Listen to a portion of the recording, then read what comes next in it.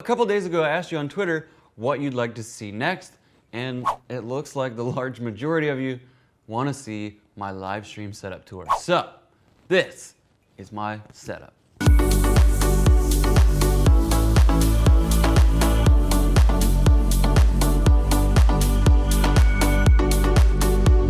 All right, so let's start with the desk. So this desk is fully custom. I built it myself. The top is like a butcher block. It's basically a countertop.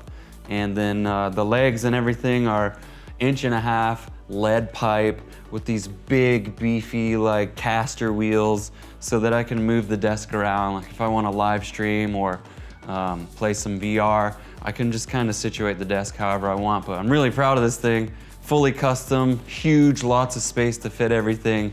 I love this desk. The PC that we're using, this is a rebuild. I bought it from a friend. I believe it's a one-time owner, but I just didn't like it, so I had to make it look good. So what I did is I put it inside this Corsair 460X crystal.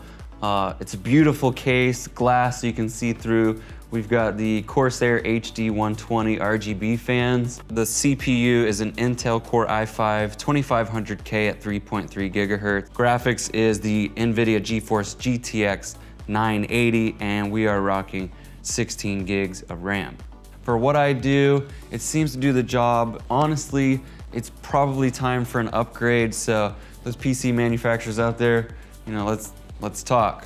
All right, so now that we know what's under the hood, let's talk about audio first. So we're gonna move to the microphone. The microphone that we're using is the Rode Procaster. This thing is like a broadcast quality studio mic, and I like it because it's super directional. So like you kind of have to be up on it. I usually have like something going on in the background, whether it's like an air conditioner or a heater, it's a little noisy.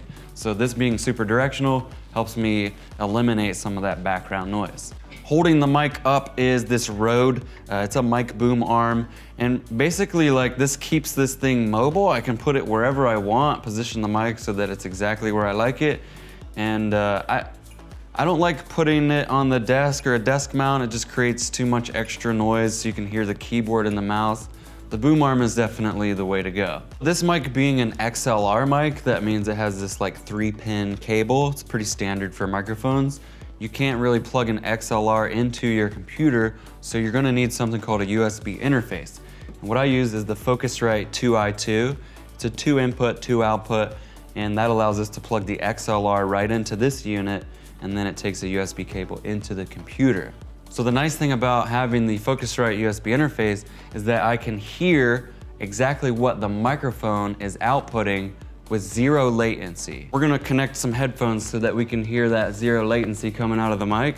And the ones that I use are the Sony, they're just dynamic stereo headphones.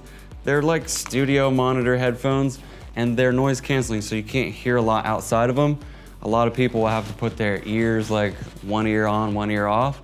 But having this 0 latency feedback from your microphone is so nice, and you can just keep them on the whole time. But let's say you're playing a solo match and you want to just hear the rumble. You're gonna need some really nice speakers, and that's why I have these Yamaha HS series. This is a 70-watt, 5-inch subwoofer with a 1-inch dome tweeter. If I want to play solo and I don't have to worry about feedback or streaming, I crank these bad boys up and let the walls shake. They're amazing. Okay, so monitors. This monitor is the BenQ GL2450.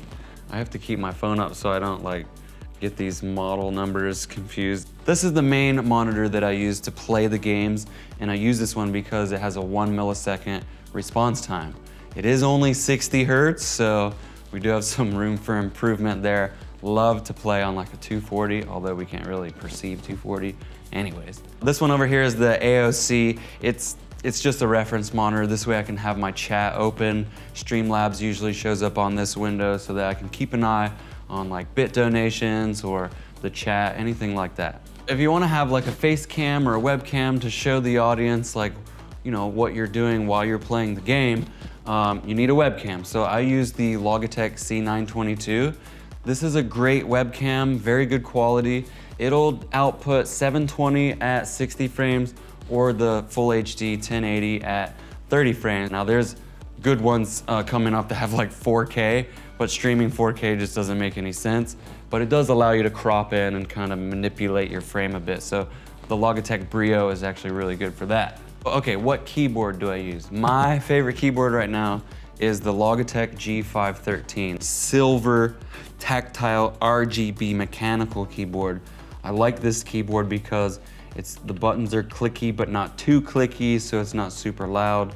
And it's got this really nice kind of brushed aluminum finish, so it looks good. And the big plus is this big, fat padded wrist rest, so that, you know, it's just kind of comfortable. In my opinion, the most important and crucial part of your setup is gonna be your mouse. It's how you look and aim and shoot. This is what I'm using. This is the Logitech G502 Proteus, I think it's called.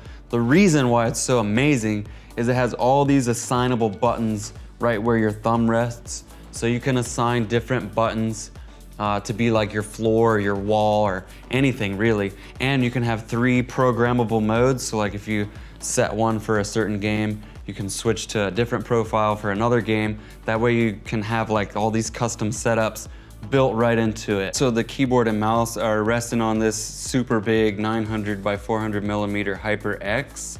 The biggest point is don't run out of room, don't run off your mouse pad by having something small. Get something big that will give you some room. The newest piece of tech that I've added to the stream setup, and one of my actual favorite things, is the Elgato Stream Deck. Basically what the Elgato Stream Deck does is it gives you a tactile keyboard, I guess, or a set of buttons that you can assign certain things to help you, organize your stream. Every scene that you have set up in your OBS software, you can map to these buttons, so you can scene switch, you can do tweets, you can start and stop your live streams.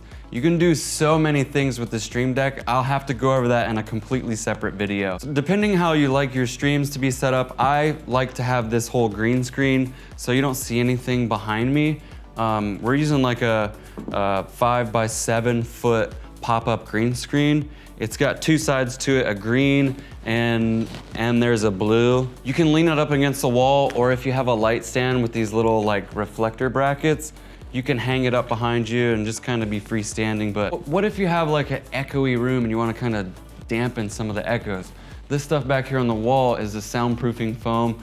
They come in a bunch of different colors and variations, but this is like a 1 foot by 1 foot, and you can like lay them out however you want, but those will absorb extra sound so you don't hear all the echoes in your room if you have a big room. Okay, so there you have it. I pretty much showed you everything that I use to stream.